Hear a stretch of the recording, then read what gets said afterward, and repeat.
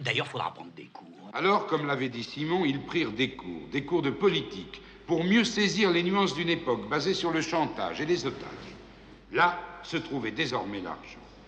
Les étudiants et les personnalités qui défilèrent pendant 3 jours et 3 nuits pour leur expliquer ce qu'était un gauchiste, un maoïste, un communiste, un fasciste, un anarchiste, etc., ces étudiants et ces personnalités ne pouvaient imaginer que ces hommes sans idéal, fanatisés par aucune cause, pouvaient toutes les servir et à leur seul profit. L'ONU du désordre n'existe pas. L'Organisation mondiale de l'anarchie reste à inventer. Elle sera la fille de la défunte Société du crime. 13 février 1972, une page de l'histoire du gangstérisme est en train d'être tournée. L'imagination des voyous va prendre le pouvoir. Staline, né en 1870, mort en 1953. Il a dirigé la République des Soviets après la mort de Lénine en 1924, mais au prix de millions de morts. Imaginez un type qui n'a pas son permis et qui conduit une Ferrari à 300 à l'heure.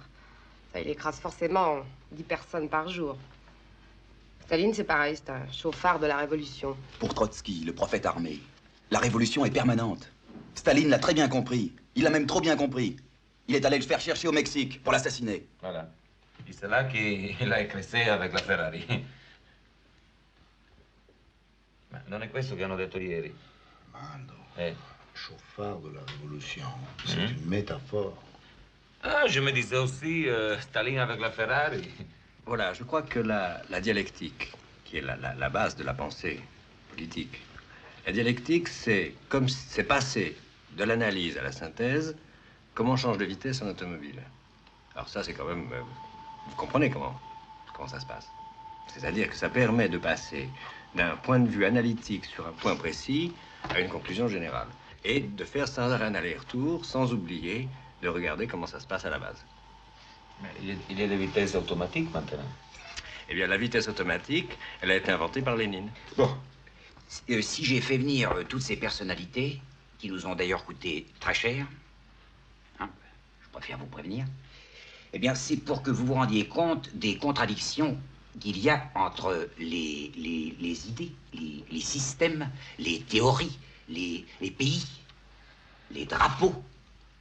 Enfin, j'espère que vous n'avez rien compris. Alors, tu veux dire que tu espères que nous avons bien compris? Parfait, il n'a rien compris. Mais c'est parce que vous avez compris que vous n'avez rien compris, que vous allez rester au-dessus de cette confusion et gagner beaucoup, mais beaucoup de fric. Notre nouveau champ d'action, d'après moi, c'est d'utiliser les contradictions de tous ces gens qui disent « aimez-vous les uns les autres » et qui tuent les autres. Alors, notre spécialité, toujours d'après moi, ce serait d'être les spécialistes de la clarté dans la confusion.